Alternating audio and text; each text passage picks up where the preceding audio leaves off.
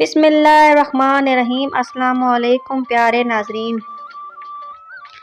لیلا مجنو، شیریں فرحات، سونی Mahiwal, Romeo Juliet اور ہیر Ranjha virgin لو کی وہ مقدس داستانیں ہیں جن پر ان گنت موویز، گانے شائع ہوئے ہیں اور ناول بھی لکھے جا چکے ہیں، اور شاید یہی وجہ ہے کہ ہم میں سے زیادہ تر لوگ ان کہانیوں کو خیالی سمجھتے ہیں، جبکہ سچائی یہ ہے کہ ان میں سے زیادہ تر کہانیاں اصلی ہیں۔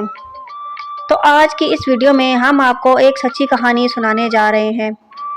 کہا جاتا ہے کہ دامودر راس گلاٹی نے لگ بھگ سن 1600 کے آس پاس قصہ ہیر رانجھا کے نام سے پنجابی میں ایک لمبی غزل لکھی تھی، یعنی کہ مثنوی لکھی تھی۔ اسے آپ انگلش میں ایپک بھی کہہ سکتے ہیں۔ کہا یہ جاتا ہے کہ دامودر راس گلاٹی نے ہیر رانجھا کو دیکھا تھا۔ دامودر راس گلاٹی اس گاؤں کے تھے جس گاؤں میں ہیر رہتی تھی۔ حالانکہ دامودر راس گلاٹی کا یہ دعویٰ غلط ثابت ہوتا ہے جب ہم ہیر رانجھا کے مزار میں ان کے انتقال کی تاریخ دیکھتے ہیں۔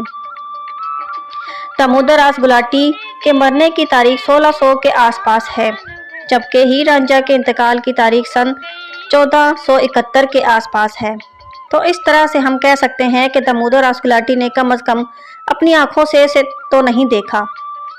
بعد میں سن 1700 سے اور 1800 کے بیچ وارث شاہ اس ایپک کو موڈیفائڈ کیا تھا، اور تب سے ہیر رانجھا کی یہ داستان لوگوں نے اتنی پاپولر کر دی کہ آج صدیاں گزر جانے کے باوجود بھی آج اتنی ہی پاپولر ہیں۔ ضلع جھنگ، جو آج پاکستان کے پنجاب میں ہے، تب ایک گاؤں ہوا کرتا تھا۔ اس گاؤں یعنی جھنگ میں سردار چوچک کے گھر بیٹی کی پیدائش ہوئی تھی۔ اس بیٹی کا نام رکھا گیا تھا ماہی ہیر۔ دوسری طرف پڑوس کے گاؤں میں مسلم جاٹ قبیلے میں ایک لڑکا تھا جس کا نام تھا مراد بخش۔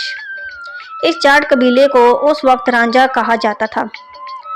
ہمارے یوپی میں آج کل لوگ اس کو رانگڑ بھی کہتے ہیں۔ اس لڑکے کا پورا نام مراد بخش رانجھا تھا، لیکن اتفاق سے یہ لڑکا رانجھا بانسری خوب بجایا کرتا تھا اور یہ رانجھا کے نام سے مشہور ہو گیا۔ پھر وقت پر لگا کر اڑتا چلا گیا اور دو الگ الگ گاؤں میں پلے بڑے ایک دوسرے سے انجان بچے جوانی کے دور میں داخل ہو گئے۔ رانجھا کے والد کے انتقال کے بعد اس کے بھائیوں نے اسے وارث سے بے دخل کر دیا۔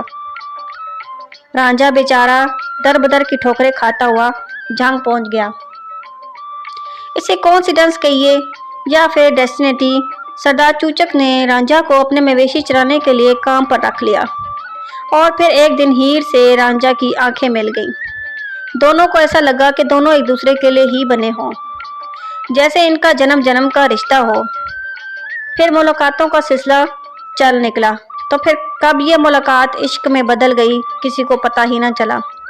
لیکن کہتے ہیں نا کہ عشق اور مشق چھپائے نہیں چھپتے ہیں۔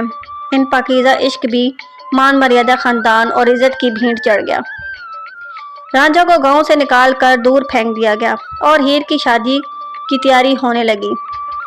ادھر رانجھا کچھ سنتوں کے پاس رہنے لگا، لیکن ہیر سے ملنے کی جستجو میں لگاتار لگا رہا۔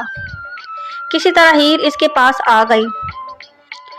یہاں سے دامودر راس گلاٹی اور وارث شاہ کی کہانی میں فرق آ جاتا ہے، اس لیے ہم دامودر راس گلاٹی پرانے والے ورژن کی بات کو آگے بڑھاتے جا رہے ہیں۔ دامودر راس گلاٹی لکھتے ہیں کہ ہیر کے گھر والے اس کی شادی کا وعدہ کر کے اس کو اپنے گھر واپس لے آئے۔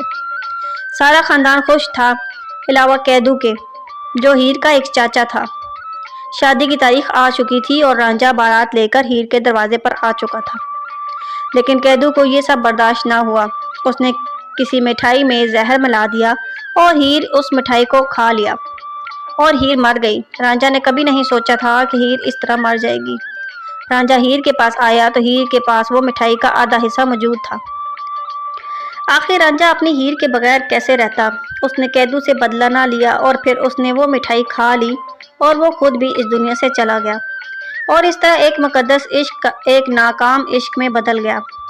ہیر رانجھا کی قبر آج بھی جھنگ میں موجود ہے۔ ہیر اور رانجھا کو ایک ہی قبر میں دفن کیا گیا ہے۔ ان کی قبر پر بہت سے لوگ عقیدت کے ساتھ آتے ہیں۔ یہ تھی ہیر رانجھا کی اصلی کہانی۔ ہو سکتا ہے آپ نے اس پر بنی بہت سی فلمیں دیکھی ہوں، آپ کو لگے گا کہ میں کسی فلم کی کہانی سنا رہی ہوں، لیکن میں فلم کی کہانی نہیں بلکہ ایک حقیقت پر مبنی ایک عشق کی داستان سنا رہی ہوں، جو کہ دامودر داس گلاٹی اپنی شاعری میں لکھی ہے، کیونکہ یہ فلمیں بھی اسی پوئم سے بنی ہیں۔ ہاں، اتنا کہہ سکتے ہیں کہ فلموں میں تھوڑا ایگزیمیشن ہوتا ہے، لیکن اتنا طے ہے کہ ہیر رانجھا کی یہ مقدس عشق کی داستان کوئی جھوٹا افسانہ نہیں ہے، ایک سچی داستان ہے۔ آج کی ویڈیو آپ کو کیسی لگی کمنٹ میں اظہار ضرور کیجیے گا، اور جو ہمارے چینل پر نئے ہیں وہ ہمارے چینل کو ضرور سبسکرائب کیجیے گا اور مجھے اجازت دیجیے گا۔ اللہ حافظ، شکریہ۔